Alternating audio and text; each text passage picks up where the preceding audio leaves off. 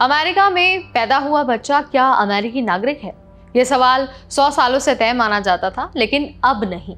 Trump सरकार एक ऐसा आदेश लाना चाहती है जो इस नियम को ही बदल देने वाला है। और अब यह लड़ाई सीधे पहुंच गई है अमेरिका की सबसे बड़ी अदालत सुप्रीम कोर्ट तक। तो क्या अब अमेरिका में जन्म लेना नागरिकता की गारंटी नहीं रहेगा? क्या ट्रंप ये कड़ा बदलाव लागू करवा पाएंगे? और असली सवाल, क्या एक जज पूरे देश की नीति रोक सकता है? आज के इस वीडियो में हम पूरे मामले को तह तक जाएंगे, पूरी चीजें आपको बताएंगे, फैक्ट्स बताएंगे कि संविधान क्या कहता है, नियम क्या कहते हैं और कानून क्या कहता है। नमस्कार, मेरा नाम है नेहा उपाध्याय और आप देख रहे हैं एनबीटी टेक। ट्रंप सरकार ने एक बड़ा और जो विवादास्पद कदम है वो उठाया है। जन्म से नागरिकता का अधिकार खत्म करने के लिए एक आदेश जारी किया है। इसका मतलब ये है कि अगर किसी बच्चे के माता पिता अमेरिका के नागरिक या फिर स्थायी निवासी नहीं हैं, तो वो बच्चा अमेरिका का नागरिक नहीं होगा, चाहे वो अमेरिका में ही पैदा क्यों ना हुआ हो। इस कदम को लेकर भारी विरोध हो रहा है। क्यों? क्योंकि 14वें संविधान संशोधन में यह स्पष्ट कहा गया है कि जो भी बच्चा अमेरिका की धरती पर जन्म लेगा वो नागरिक होगा। तो अब सवाल ये है कि क्या ट्रंप इस आदेश के जरिए संविधान को बदल सकते हैं और क्या इस आदेश को लागू करने से पहले सुप्रीम कोर्ट से मंजूरी मिल सकती है? अब देखिए, इस पूरे मामले का सबसे बड़ा मोड़ तब आया जब ये केस सुप्रीम कोर्ट तक पहुंचा। अब सुप्रीम कोर्ट ये तय करेगा कि क्या ट्रंप सरकार का ये आदेश संविधान के खिलाफ है या फिर नहीं। लेकिन मामला सिर्फ संविधान के खिलाफ होने का नहीं है, बल्कि नेशन वाइड इंजंक्शंस यानी एक जज का फैसला पूरे देश पर लागू होने का भी है। तो क्या एक जज पूरे देश की नीति को रोक सकता है? तो क्या एक जज की राय से ट्रंप के आदेश को रोकने का अधिकार पूरे देश में मिल सकता है?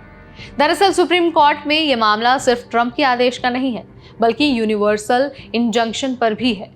क्या ये सही है कि एक जज पूरे देश में किसी नीति को रोक सकता है, जबकि बाकी सभी जगहों पर मामला चल रहा हो?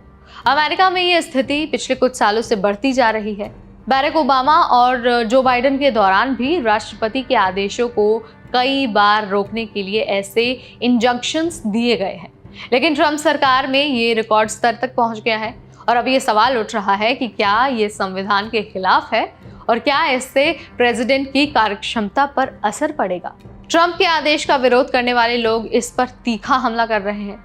एग्जाम्पल के तौर पर अगर मैं बात करती हूँ न्यू जर्सी के अटॉर्नी की, तो उन्होंने कहा है कि क्या पेंसिल्वेनिया या फिर मिसिसिपी में जन्मे बच्चों का दर्जा अलग होगा क्योंकि वो अलग स्टेट में पैदा हुए हैं। दरअसल संविधान कहता है कि हर बच्चा चाहे वो कहीं भी जन्मे वो अमेरिका का ही नागरिक होगा, तो फिर इसे क्यों बदला जाए?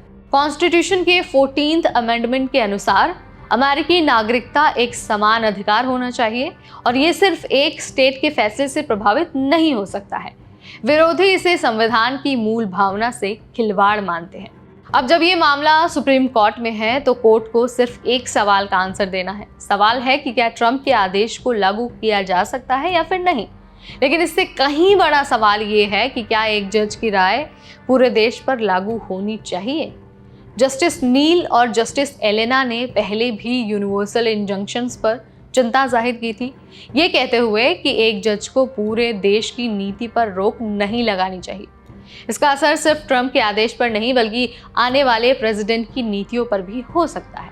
अब ये देखना बेहद दिलचस्प होगा कि सुप्रीम कोर्ट क्या फैसला लेती है।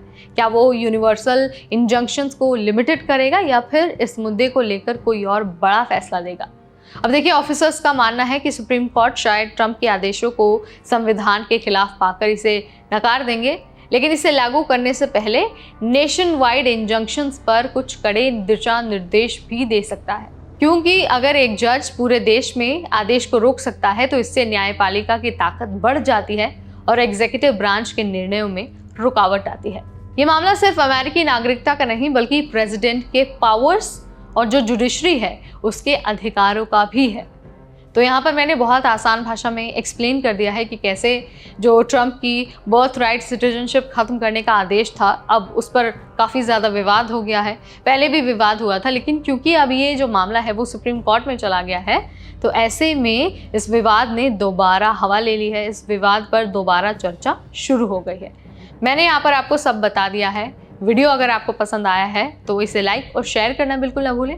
इमिग्रेशन और डिपोर्टेशन से रिलेटेड ऐसी वीडियोस हम आपके लिए लाते रहेंगे सिर्फ और सिर्फ NBT टेक एड पर।